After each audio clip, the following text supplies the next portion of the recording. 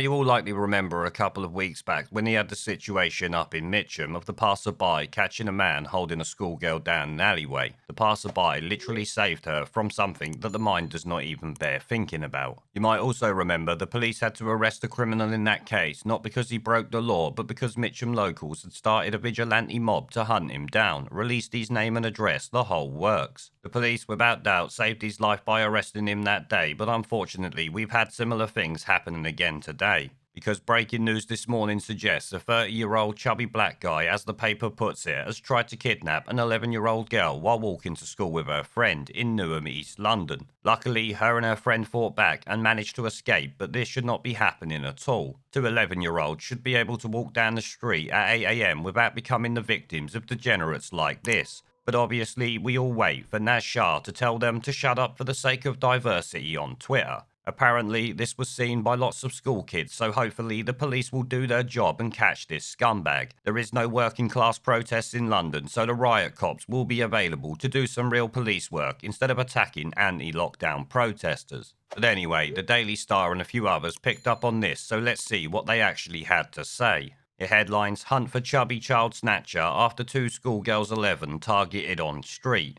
An urgent manhunt is underway after an attempted abduction on the streets of London. A child snatcher attacked two 11-year-old schoolgirls and tried to drag one of them away. Police are searching for a chubby child snatcher who targeted two young girls on the streets of London. The attacker tried to drag one of the 11-year-old schoolgirls off the street, the Metropolitan Police said.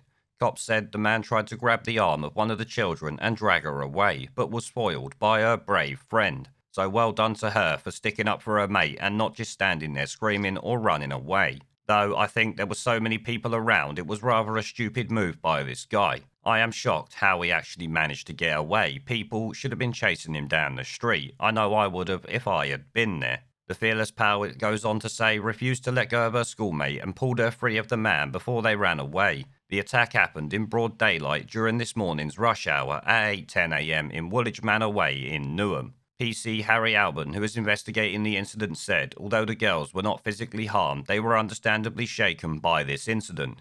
Yeah, and it's only through luck and the bravery of her mate and herself that they are not harmed by this incident. It could have got a whole lot worse. Police said the attacker was a chubby black man aged around 30 and approximately 6 foot tall. The suspect had short dark hair and was wearing a navy blue knitted hat. He was also wearing a dark grey coat with black jogging bottoms, black t-shirt and possibly a navy blue gillet. So at least from that we've actually had a description of what this guy looks like. PC Alban added, at the time the girls were approached, there were a number of young people on their way to school who may have seen the victim struggling to get away from the suspect. It is important that those people make themselves known to police and share what they saw. Officers from North East Command Unit are probing the attack and working closely with the school to ensure that both staff and pupils are supported. A spokesman said the officers want the suspect apprehended without delay. Well, no shit fucking Sherlock. So it's essentially exactly what we saw a few weeks ago in Mitcham, but this time there wasn't a person there to record what happens, or at least as far as I know.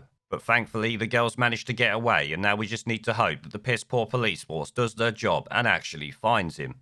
There is a pattern consistent throughout history of oppressed people turning on the oppressors. Slaves against their owners, the peasantry against the feudal barons, colonies, Mr. Verhofstadt, against their empires.